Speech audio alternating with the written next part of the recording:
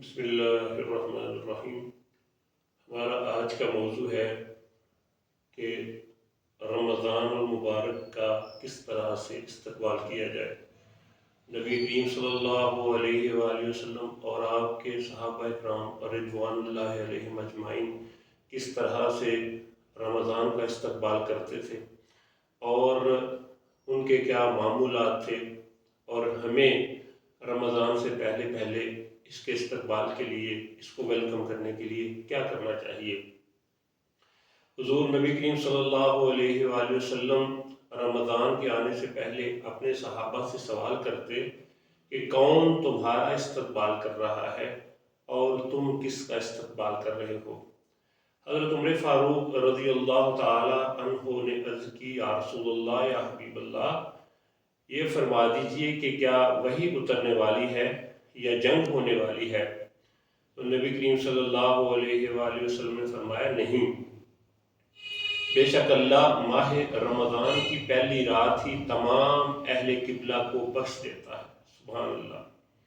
حضرت سلمان فارسی رضی اللہ تعالیٰ عنہ نے کہا کہ نبی کریم صلی اللہ علیہ وآلہ وسلم نے شعبان کے آخر میں وعظ فرمایا۔ آپ صلی اللہ علیہ وآلہ وسلم نے فرمایا، اے لوگو، تمہارے پاس عظمت والا، برکت والا مہینہ آنے والا ہے، وہ مہینہ جس میں ایک رات 1000 مہینوں سے بہتر ہے۔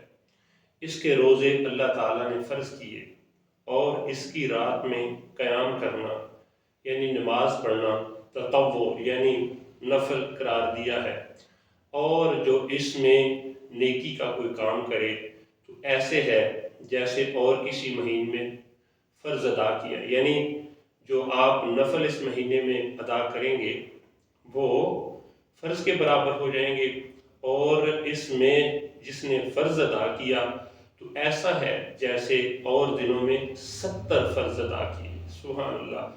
یہ مہینہ صبر کا ہے اور صبر کا ثواب جنت ہے، اور یہ مہینہ مواسات یعنی غمخواری اور بھلائی کا مہینہ ہے، اور اس مہینے میں مومن کا رزق بڑھا دیا جاتا ہے۔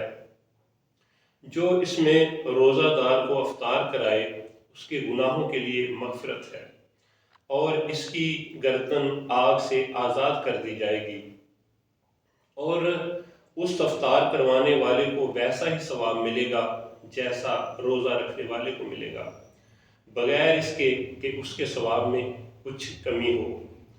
ہم نے عرض کی، یا رسول اللہ، یا حبیب اللہ صلی اللہ علیہ وآلہ وسلم، ہم میں سے ہر شخص وہ چیز نہیں پاتا جس سے روزہ افطار کروائے، یعنی کہ ہر ایک کے پاس تو ساری چیزیں موجود نہیں ہوتی۔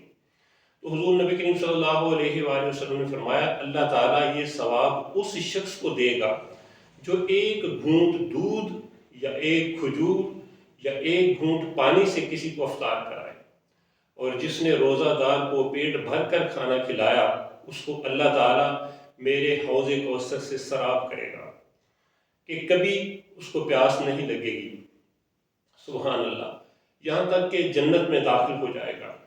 یہ وہ مہینہ ہے جس کا ابتدائی حصہ رحمت کا ہے، دوسرا عشرہ جو ہے وہ مغفرت کا ہے، اور تیسرا جو عشرہ ہے وہ جہنم سے آزادی کا ہے۔ اور جو کوئی اپنے غلام پر اس مہینے میں تخفیف کرے، یعنی اس کے کام میں کمی کر دے، نرمی کر دے، تو اللہ تعالیٰ اسے بخش دے گا اور جہنم سے آزاد فرما دے گا۔ اب دیکھتے ہیں کہ صحابہ کا استقبال رمضان میں کیا معمول تھا۔ تو صحابہ کرام رضوان اللہ علیہم اجمعین شعبان ہی میں تلاوت شروع کر دیتے اور اپنے مال کی زکوٰۃ نکالتے، اور جو اس کے حقدار ہیں ان کو زکوٰۃ پہنچا دیتے۔ قیدیوں کو طلب کر کے اگر کسی کے اوپر حد لگانی ہوتی یعنی کسی کو سزا دینی ہوتی تو اس کو سزا دیتے، اور باقی جو ہے ان کو آزاد کر دیتے۔ تاجر اپنے قرضے ادا کر دیتے اور دوسروں سے اپنے قرضے وصول کر لیتے، اور رمضان کا چاند نظر آتے ہی غسل کر کے بعض حضرات جو ہیں وہ اعتکاف پر بیٹھ جاتے، یعنی اپنی ساری مصروفیات جو ہیں وہ کم کر دیتے اور اپنے آپ کو رمضان کے لیے تیار کر لیتے۔ اب ہمیں کیا کرنا چاہیے؟ ہمیں اپنی مصروفیات کو کم کر لینا چاہیے اور عبادت کے لیے فارغ کر لینا چاہیے۔ رمضان سے پہلے ہمیں اپنا سودا سلف اور جو گھر کے کام ہیں وہ سارے کر لینے چاہیے۔ دوسرا یہ کہ ہمیں گناہوں سے توبہ کر لینی چاہیے، اور اس طرح کی توبہ کرنی چاہیے کہ دوبارہ سے ہم نیت کر لیں کہ آئندہ ہم کوئی گناہ نہیں کریں گے۔ تیسرا یہ کہ حلال رزق کے حصول کا اہتمام کریں، کیونکہ حرام سے اگر سحر و افطار کیا جائے گا تو روزے کا اجر ضائع ہو جائے گا۔ نمبر 4، گھروں میں ساری خرافات جس طرح سے ہیں، ٹی وی وغیرہ ہے، ڈش، کیبل، انٹرنیٹ، اس کو یا تو بند کروا دیں یا پھر ان کا استعمال کم سے کم کر دیں تاکہ ہماری عبادت میں کسی طرح کا خلل نہ پڑے۔ موبائل فون کا استعمال جو ہے وہ بالکل آپ کم کر دیں۔ اس کے بعد یہ ہے کہ قرآن پاک کی تلاوت باقاعدگی کے ساتھ آپ کریں، نوافل ادا کریں، تسبیحات کریں، اللہ کا ذکر کریں، دینی کتابیں جو ہیں ان کا مطالعہ کریں۔ خواتین بھی رمضان کے آنے سے پہلے گھر کے جو معمولات ہیں اور امور ہیں وہ نپٹا لیں۔ اور اس کے بعد یہ ہے کہ ہمیں ان گناہوں سے دور رہنا چاہیے جن کی وجہ سے کہ اس مہینے میں بھی ہماری جو ہے وہ مغفرت نہ ہو۔ مثال کے طور پہ والدین کی نافرمانی ہمیں نہیں کرنی چاہیے، ہمیں قطع تعلق، دوسروں کے ساتھ تعلق ختم نہیں کرنا چاہیے، اپنے دلوں کا کینہ و بغض جو ہے وہ ختم کر دینا چاہیے، اپنے دل کو دوسروں کے لیے صاف کر دیں۔ اس طرح دوسری چیزیں ہیں، شراب وغیرہ وہ بھی نہیں پینا اور یہ حرام ہے۔ اس کے علاوہ غیبت بالکل نہیں کرنی، کیونکہ غیبت کرنے سے روزہ ضائع ہو جائے گا۔